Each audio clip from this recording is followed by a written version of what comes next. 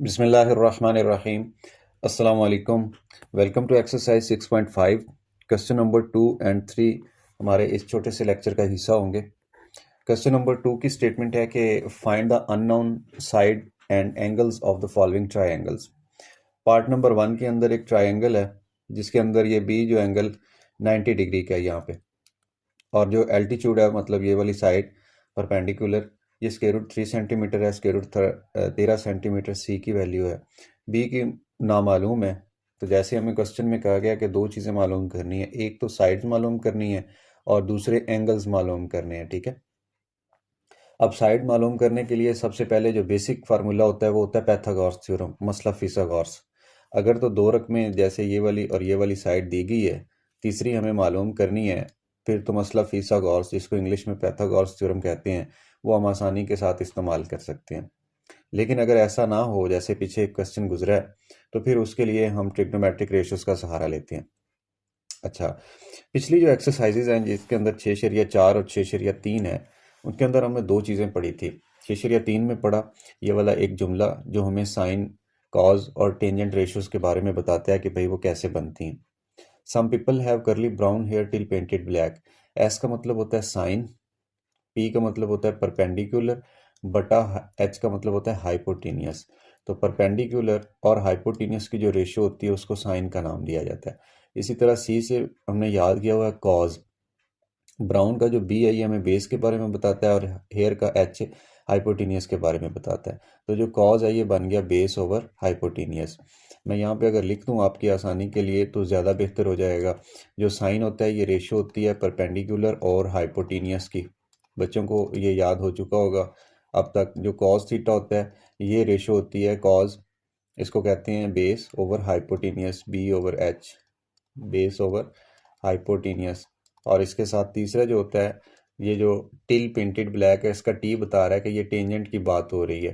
Painted black का जो P है ये बता रहा है हमें कि परपेंडिकुलर की बात हो रही है, और ब्लैक का बी बता रहा है कि बेस की बात हो रही है। ये हमने 6.3 मश्क के अंदर सीखा। फिर 6.4 मश्क के अंदर आए हम, और उसके अंदर ये टेबल की वैल्यूज़ थी। पहले इनको बनाना सीखा, फिर उसके बाद इन वैल्यूज़ को याद करना भी सीखा। टेबल बना लिया अपनी आसानी के लिए। तो इन क्वेश्चंस के अंदर ये दोनों चीज़ें इकट्ठी साइमल्टेनियसली एक ही वक्त में इस्तेमाल होंगी। साइड्स निकालने के लिए हमने पाइथागोरस थ्योरम इस्तेमाल करना है। अब मैंने आपको थ्योरी बता दी है, अब क्वेश्चन को हल करना मुश्किल नहीं रहा। क्यों नहीं रहा, ये देखिए। सबसे पहले हम साइड्स निकालते हैं, तो पाइथागोरस जो थ्योरम होता है वो हमें बताता है कि भाई हाइपोटेनियस का जो स्क्वायर होता है ना, वतर का मुरब्बा, ये बराबर होता है परपेंडिकुलर यानी अमूद का मुरब्बा, जमा कायदा यानी बेस का मुरब्बा। ऐसे इस फार्मूले के अंदर अगर हम कीमतें लगाएं तो हमें देखें ये बेस दी गई है, ठीक है, इसको बेस कहते हैं इस एंगल के हिसाब से, और ये सामने है इसको परपेंडिकुलर कहते हैं। और जो 90 डिग्री के इस साइड पे होता है बिल्कुल ऐसे सामने, इसको हाइपोटेनियस का नाम दिया जाता है। उर्दू में इसको वतर कहा जाता है। ठीक हो गया। अब यहाँ से कीमतें उठा के हम लिख देते हैं। परपेंडिकुलर की कीमत यानी अमूद की कीमत जज़र 3 दी गई है, तो मैं क्या करता हूँ, यहाँ पे लिखूंगा स्क्वायर रूट 3 और इसके ऊपर ऐसे स्क्वायर लिख दूंगा। बेस है तो बेस की कीमत जज़र 13 दी गई है, ये लिख दिया, ऊपर इसके स्क्वायर आ गया। जबकि हम हाइपोटेनियस मालूम कर रहे हैं, इसकी कीमत नहीं थी तो इसका नाम वैसे लिख दिया। ये स्क्वायर से स्क्वायर रूट कैंसिल हो गया, 3 रह गया इधर, ये कैंसिल होने के बाद 13 रह गया, और ये दोनों जब इकट्ठे हुए तो ये बन गया 16। इस साइड पे क्या आ रहा था नाम, हाइपोटेनियस का मुरब्बा। अब हाइपोटेनियस का मुरब्बा ख़त्म करने के लिए हम क्या करेंगे, एक दफ़ा इसको ऐसे ही लिख लें और फिर दोनों साइड पे स्क्वायर रूट अप्लाई कर देते हैं, यानी दोनों तरफ जज़र लेने से ऐसे। ये वाली चीज़ जब ख़त्म होगी यानी 16 का जज़र लेंगे तो 4 आ जाएगा, इस साइड पे ये कैंसिल होगी। तो अब हमें पता चला कि जो हाइपोटेनियस नामालूम था असल में उसकी वैल्यू थी 4 सेंटीमीटर ऐसे, ये 4 सेंटीमीटर। तो जो अननोन साइड थी वो हमें मालूम हो गई है। अब बात है अननोन एंगल्स की।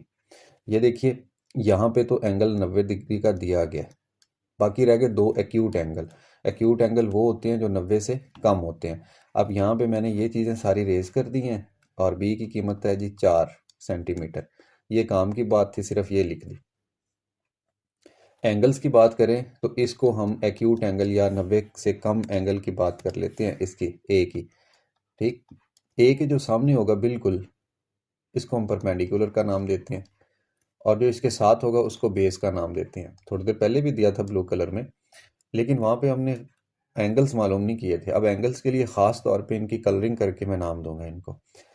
अब ये आपके पास है स्क्वायर रूट 3 और ये स्क्वायर रूट 13। इन दोनों की रेशो ले लें। कैसे? रेशो का मतलब ये है कि आप परपेंडिकुलर को ऊपर रख लें, बेस को नीचे रख लें, और फिर देखें पी और बी का क्या रिलेशन बनता है। टिल पेंटेड ब्लैक, ये वाली चीज़ बन रही है। परपेंडिकुलर ऊपर हो, बेस नीचे हो, तो उसको टेंजेंट थीटा कहते हैं। अब क्योंकि हमें एंगल ही मालूम करना है, तो एंगल का नाम हम यहाँ पे रख लेते हैं। फॉर एग्जांपल ये थीटा है, तो टेंजेंट थीटा क्या बन जाएगा? ये बन जाएगा परपेंडिकुलर ओवर बेस।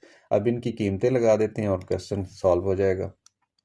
ये देखें, टेंजेंट थीटा मैं एज इट इज़ लिख देता हूँ। परपेंडिकुलर की कीमत हमारे पास है जी जज़र 3, और जो बेस है उसकी कीमत है जी जज़र 13। ऐसे जज़र 3/13 आ गया। इसका ऐसा करते हैं, हम 3 को ऊपर लिख लेते हैं, 13 को नीचे लिख लेते हैं, और इनका मुश्तरका ऐसे ले लेते हैं स्क्वायर रूट। अब कैलकुलेटर की हमें ज़रूरत पड़ेगी, और मैं क्या करता हूँ, सर्च करता हूँ कैलकुलेटर। ये आ गया जी मेरे पास कैलकुलेटर। फिर इसके बाद मैंने इसको साइंटिफिक मोड में ऐसे ये सिलेक्ट कर लिया। साइंटिफिक मोड में आने के बाद अब देखिए हम क्या मालूम करने वाले हैं। पहले तो सिंपल है जी 3/13, 3/13, ये आ गया 0.2307।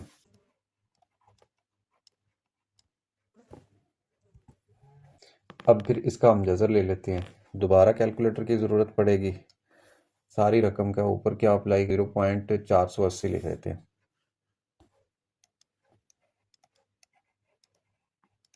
ये आ गया जी टेंजेंट थीटा। अब चूंकि हमें तो थीटे की वैल्यू चाहिए, तो ये जो टेंजेंट इस साइड पे ऐसे है, क्योंकि अभी आप पहली दफ़ा पढ़ेंगे, दोनों साइड पे टेंजेंट अप्लाई कर देते हैं इन्वर्स के साथ। यानी उधर अकेला टेंजेंट था, तो इधर आके ये टेंजेंट इन्वर्स हो गया। इसको यूं ही लिखेंगे टेंजेंट, लेकिन इसके ऊपर पावर लिख देंगे -1, और फिर ये रकम लिख देंगे ऐसे। अब आप अपने कैलकुलेटर के ऊपर क्या करोगे, आपके पास जो कैलकुलेटर होता है उसके ऊपर एक शिफ्ट का बटन होता है, ठीक है। आपने वो बटन प्रेस कर लेना, शिफ्ट वाला। मैं यहाँ पे क्या करता हूँ, ऐसे ट्रिग्नोमेट्री, फिर उसके अंदर ये सेकंड, और टेंजेंट इनवर्स, ये वाला। वही रकम जो पहले जवाब के तौर पे आ रही थी 0.23, यानी इस चीज़ का जो जजर था, ये आ गया 25.65, 25.65। ऊपर इसके आ जाएगा डिग्री। तो ये वो एंगल है जिसको हमने रेड कलर में थीटा का नाम दिया, और उसकी मदद से हमने मालूम किया। तो ये 26.65 डिग्री तकरीबन ये एंगल आ गया, ये वाला। अच्छा, इसके बाद इस एंगल को हम फाई का नाम दे देते हैं, जो सी के ऊपर है। तो इसको बेसिक ट्राइंगल का जो रूल होता है ना, हम कह देंगे in triangle A B C. Triangle A B C है ना, इसके अंदर जो तीनों जाविये हैं, यानी एक का नाम हमने थीटा रखा, दूसरे का नाम हमने फाई रखा, और तीसरा राइट एंगल था जो कि 90 डिग्री का पहले से दिया गया था। अब तीनों का जो मजमुआ होता है ना, ये 180 डिग्री के बराबर होना चाहिए। ये ट्राइंगल की प्रॉपर्टी होती है कि उसके इंटरनल एंगल का जो मजमुआ है वो 180 होता है। अभी थोड़ी देर पहले हमने थीटा मालूम किया जो कि 25 इशारिया समथिंग था, 25.65 डिग्री था। साथ में ये फाई है, और साथ में ये 90 डिग्री है। इधर 180 डिग्री है। हम क्या करते हैं, ये दोनों रकमें उठा के 180 के करीब ले जाते हैं। इधर से ये 90 चला गया, माइनस हो जाएगा जाके, फिर ये 25.65 है, ये भी इस साइड पे आके माइनस हो जाएगा, और इस एंगल का नाम है जी फाई, ऐसे फाई। और इसको जब माइनस करेंगे तो जो बाकी एंगल बचेगा वो बचेगा 64 तकरीबन 35 डिग्री। ये जनाब हमारा एंगल है फाई, ये वाला। तो हमने क्या किया, जो दो एंगल मिसिंग थे उनको मालूम कर लिया, एक को ट्रिग्नोमेट्रिक रेशोस के ज़रिए, और एक को बेसिक जो प्रॉपर्टी होती है ट्रायंगल की उसको इस्तेमाल करते हुए। और जो साइड मिसिंग थी उसको ब्लू कलर में मैंने पाइथागोरस थ्योरम के ज़रिए हल कर लिया। एग्जैक्टली 100% ऐसे ही पार्ट नंबर 2 को हमने सॉल्व कर लेना। ये पार्ट नंबर 2 है, इसमें सी साइड दी गई है, ए साइड दी गई है और ये बी दी गई है, यानी 2 साइड्स हैं, तीसरी मिस है। तो इसके लिए पाइथागोरस थ्योरम इस्तेमाल करते हैं। वो हमें क्या बताता है, वो बताता है भाई हाइपोटेनियस का स्क्वायर ले लें तो ये बराबर होगा परपेंडिकुलर यानी अमूद का स्क्वायर जमा बेस यानी कायदा का स्क्वायर। उर्दू मीडियम वाले बच्चे इनको कायदा और अमूद के नाम से जानते होंगे। अब इसका नाम रखा हुआ है बी का स्क्वायर, ठीक है, बी रखा हुआ है ना हाइपोटेनियस, और परपेंडिकुलर की कीमत दी गई है विच इज़ 4 सेंटीमीटर। तो ये मैं 4 का स्क्वायर लिख देता हूँ।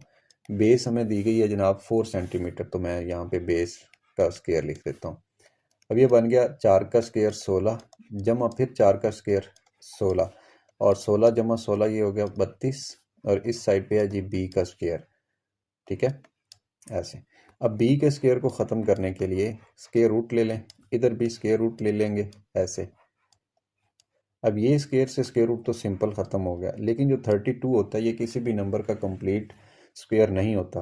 तो फिर इसकी फैक्टराइजेशन करके चेक कर लेते हैं कि किस किस को हमने बाहर लेके आना है और किस को अंदर रखना है। 32 है, 2 चलें आप ये करते रहिएगा, मैं लिख देता हूँ ये 2 की पावर 5 बनेगा।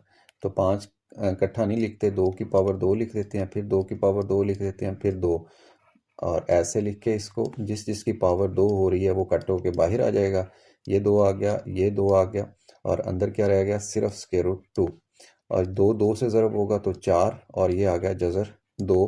बी की लंबाई आ गई जनाब 4 इंटू स्क्वायर रूट 2, ये वाली जो बी थी जिसको हाइपोटेनियस कहा गया, ये वाली चीज़। अब पाइथागोरस थ्योरम से जो नामालूम साइड थी वो तो हमने मालूम कर ली, लेकिन एंगल भी तो मालूम करके बताना है। अच्छा, इस क्वेश्चन की बात हो रही है, ये आ गया यहाँ पे, ठीक। फैक्टराइजेशन के ज़रिए मैंने डायरेक्ट ये लिख दिया था, आप उस पर टाइम लगा लीजिएगा। अब हमने ये एंगल मालूम करना है, इस एंगल का नाम हम रख देते हैं जी थीटा और इस एंगल का नाम रख देंगे हम फाई। अब थीटे के अंदर 2 सामने रेशियोज नज़र आ रही, परपेंडिकुलर और बेस। तो इस टेबल और इस एक्रोनियम के ज़रिए हमें पता है कि जो परपेंडिकुलर और बेस की जो रेशियो होती है, ऐसे अगर बेस नीचे लिख दें तो उसको नाम दिया जाता है टेंजेंट थीटा का। सामने एंगल थीटा है तो ये टेंजेंट थीटा बन गया। अब हम क्या करेंगे, परपेंडिकुलर की जगह पे 4 लिख देते हैं और बेस की जगह पे भी 4 लिख देते हैं। तो ये कट होके बन गया 1, ऐसे कट होके क्या बन गया 1, ये आ गया। और इधर क्या है जनाब, टेंजेंट थीटा, जबकि हमें सिर्फ थीटा की वैल्यू चाहिए। तो दोनों साइड पे टेंजेंट का इन्वर्स अप्लाई कर दें, उधर से ख़त्म हो जाएगा और ये टेंजेंट इस साइड पे अपेयर हो जाएगा। तो थीटा आ गया टेंजेंट इन्वर्स 1। अच्छा भी कैलकुलेटर का सहारा लेंगे और कैलकुलेटर पे मैं ये रकम लिखता हूँ जो कि 1 है। फिर इस 1 के ऊपर मैं ट्रिग्नोमेट्री का जो सेकंड यानी टेंजेंट इन्वर्स है ये अप्लाई करता हूँ, तो 45 आ गया। आप क्या प्रेस करेंगे कैलकुलेटर पे, शिफ्ट फिर टेंजेंट का बटन फिर 1, तो आपकी स्क्रीन के ऊपर भी 45 आ जाएगा। ये 45 डिग्री एंगल आ गया जी थीटा, ये वाला, ये 45 डिग्री है। अब जो ऊपर फाई है वो भी तो मालूम करना है, तो उसके लिए हम बेसिक चलते हैं अपने ट्रिग्नोमेट्री में। वहाँ पे हमने पढ़ा हुआ है कि एक ट्राइंगल अगर हो तो उसके इंटरनल जो तीनों एंगल्स होते हैं उनका मजमुआ 180 होता है। तो theta plus phi plus 90 degree right angle, तो ये बराबर होगा जनाब 180 डिग्री के। यहाँ से अगर हम मालूम करना चाहें ना कीमत फाई की, तो थीटा की जो 45 डिग्री थी वो लिख दें, फिर आ गया जी फाई, फिर आ गया 90 डिग्री और इधर 180 डिग्री थी। 180 डिग्री लिखा रहने दें, 90 इधर आके माइनस हो गया, 45 इधर आके माइनस हो गया। तीनों को जब सॉल्व करेंगे तो 45 डिग्री ही बाकी बच जाएगा जो कि फाई होगा ऐसे।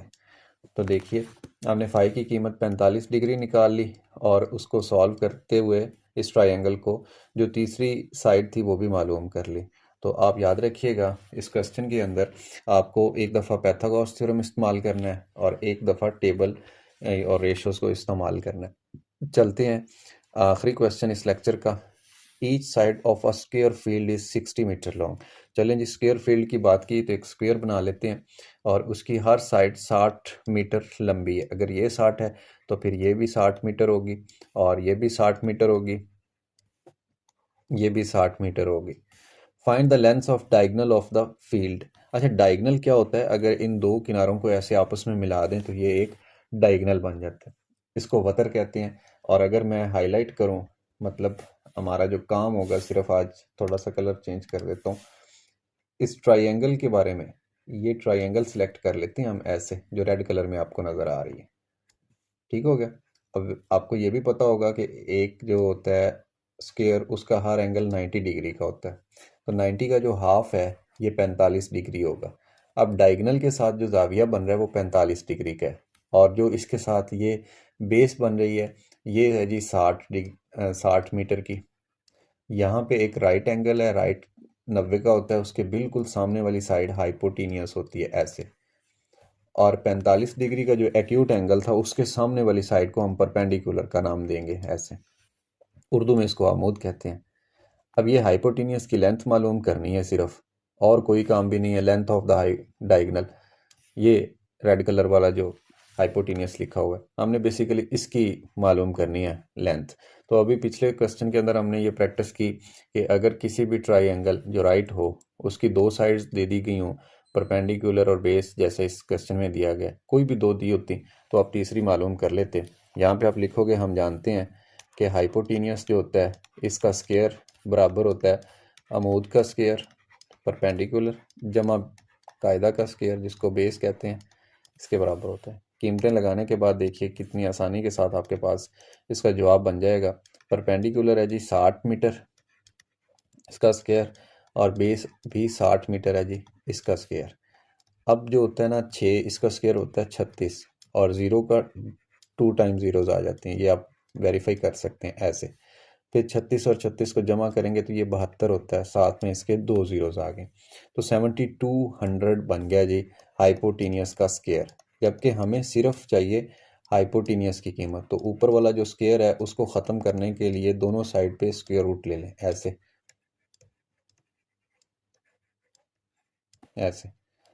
अब ये तो कैंसिल हो गया इसके साथ। स्क्वायर रूट आपने 8वीं क्लास में निकालने सीखे हुए हैं, तो इसका जब स्क्वायर रूट लेंगे ना, तो मैं आपको कैलकुलेटर की मदद से मालूम करके बता देता हूँ। वैसे तो बहुत ज़्यादा टाइम लगेगा। अच्छा भाई, ठीक है।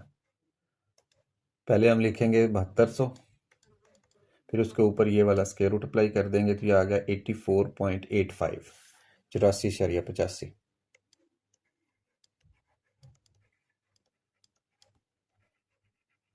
तो ये वाली जो इसकी डायगनल थी, डायगनल की जो लेंथ थी, ये है जी 84.85 मीटर। तो हमारा ये क्वेश्चन भी ख़त्म हो चुका है। सॉरी, सेंटीमीटर नहीं है, ये मीटर है ऐसे। तो हमारा ये क्वेश्चन भी ख़त्म हो गया। अच्छा, ये सॉल्व करते हुए इसका नाम हाइपोटेनियस था, लेकिन इसको क्वेश्चन के हिसाब से अगर देखेंगे ना तो ये डायगनल की लेंथ हमने बतानी थी। तो जो डायगनल है वो 84.85 मीटर है। और इस क्वेश्चन के ख़त्म होने के साथ हमारा जो आज का लेक्चर है, छोटा सा मुख्तसर सा लेक्चर, ये भी ख़त्म हो चुका है। अपना भी ख्याल रखिए और चैनल का भी ख्याल रखिए। वीडियोस को लाजमी लाइक कीजिए, कमेंट लाजमी कीजिए। किसी भी प्रॉब्लम की सूरत में मुझसे कांटेक्ट भी ज़रूर कीजिए। बहुत सारा ख्याल रखिए। अल्लाह हाफ़िज़।